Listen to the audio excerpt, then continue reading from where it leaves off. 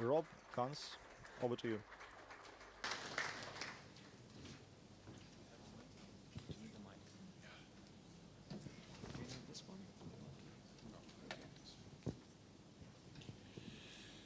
Good morning, dobro jutro.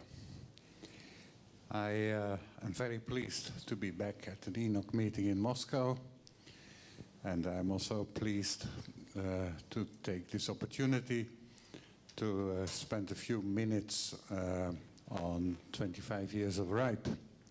This is an ENOG meeting, but you are all part of the RIPE community.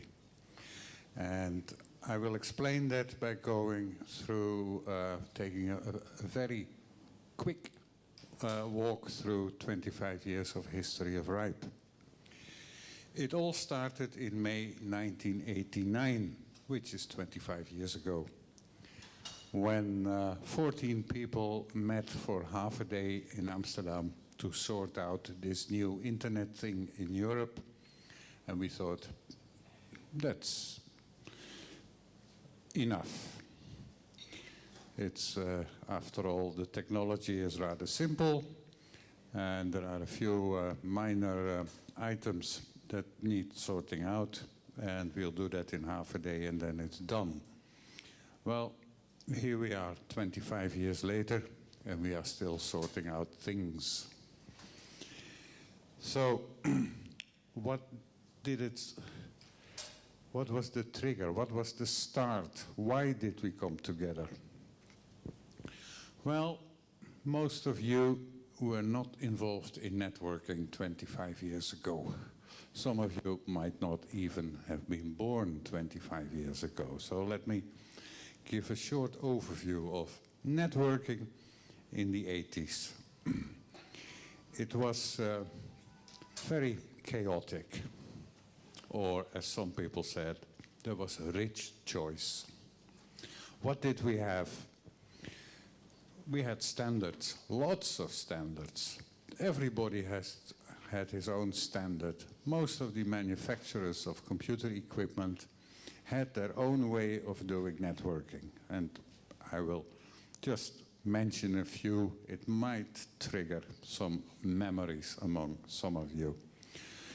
Digital Equipment Corporation doesn't exist anymore. It was very popular especially in the education and science world.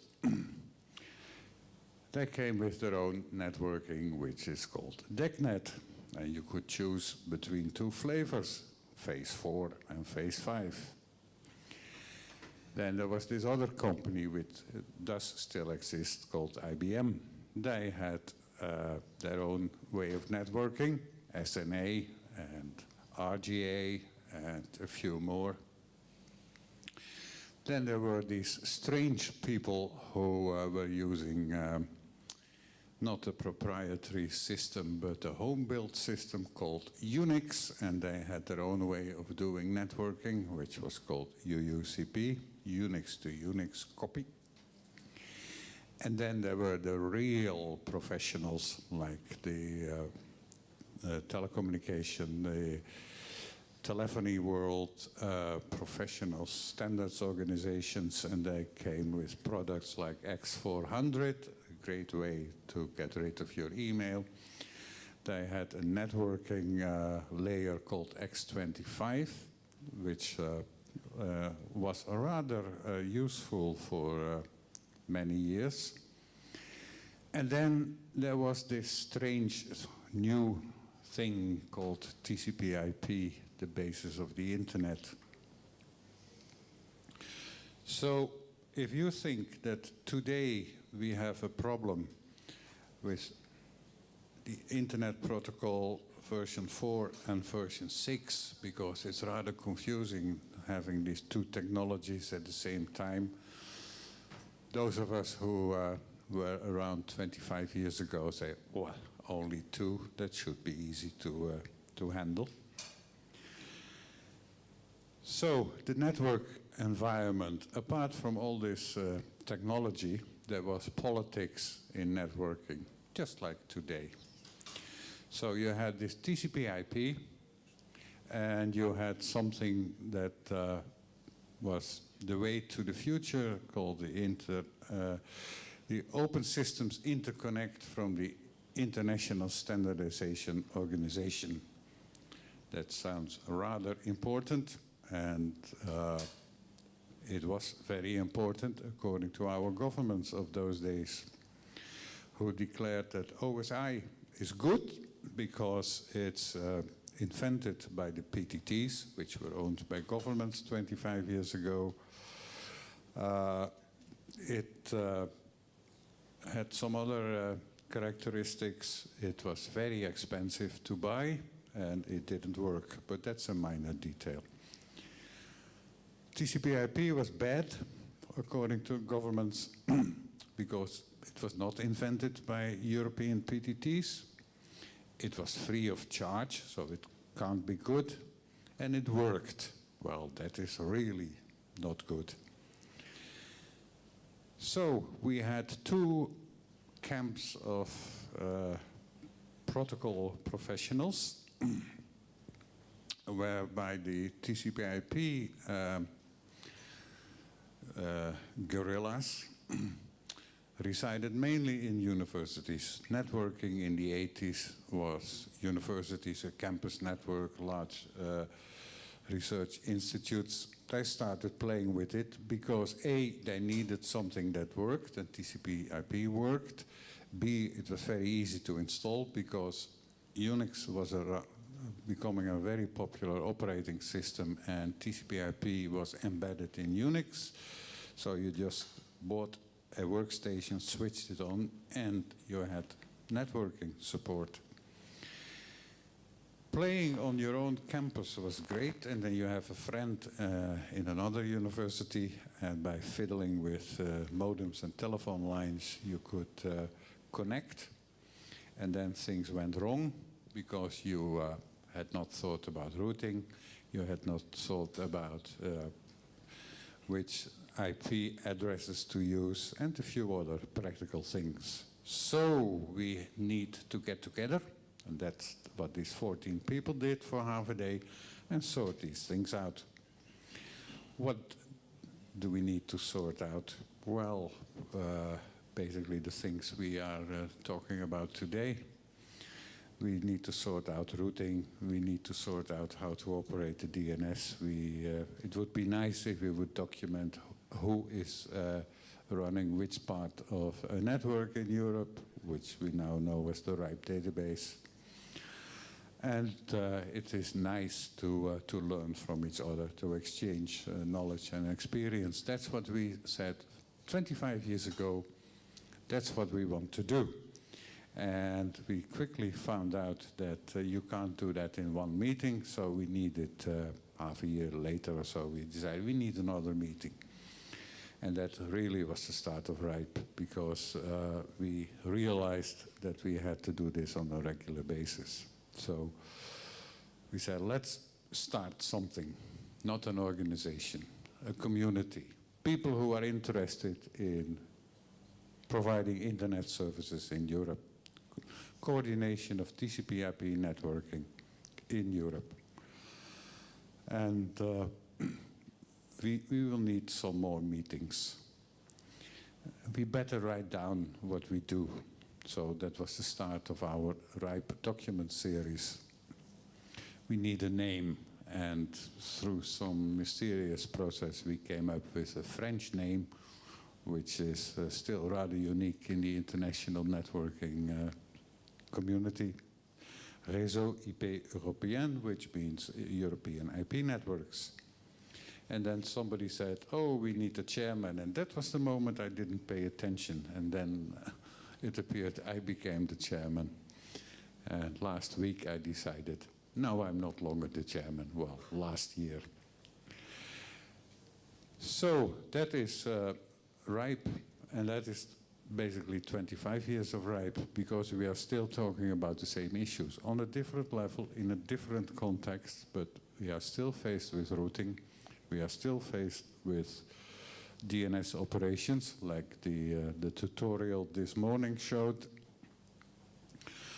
The database which we all together maintain is a crucial element of most of your day-to-day operations. So that's important. Exchanging knowledge is important. Just go to a RIPE meeting and you will see that half of the meeting time is dedicated to plenary presentations, which is basically information exchange and experience exchange. So if we jump 25 years from those early days to today, you might summarize by saying nothing has changed or everything has changed. The subjects are the same, the whole environment is different. One of the important things that this community decided is, after a few years of doing this community work as a community, we needed some more stable support, so we started a secretariat, which became the RIPE NCC in 1992. And that is an organization a little bit more formally organized, and I think Axel Pavlik will later in the program explain a bit more about that. And today the RIPE NCC formally has more than 10,000 members. So, future of RIPE. Well, that's you. You are the future. And wise words from the chairman, I can happily relate that now to my successor, Hans-Peter Holen. So I don't know the future, but I hope there will be evolution and not revolution. I hope that the core values will still hold, which is coordination and cooperation. I know you're all competitors in this industry, but the industry only works and your business only works if certain things you do together with your competitors. So there is still enough to do, I think. And that is for Hans-Peter Holen, whom I would like to introduce, the chairman of RIPE since last week, or 2 weeks ago, deputy chairman since last year, and some of you may know him, a long-time active participant in RIPE and surrounding circles. Hans-Peter.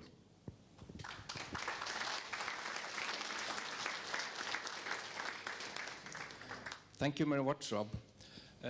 I've been involved with the internet since I attended university, and I was going abroad for a year at University of York, and then I needed Unix training before going there because we didn't use Unix at the university. So I got access to a Unix computer in '86, I think.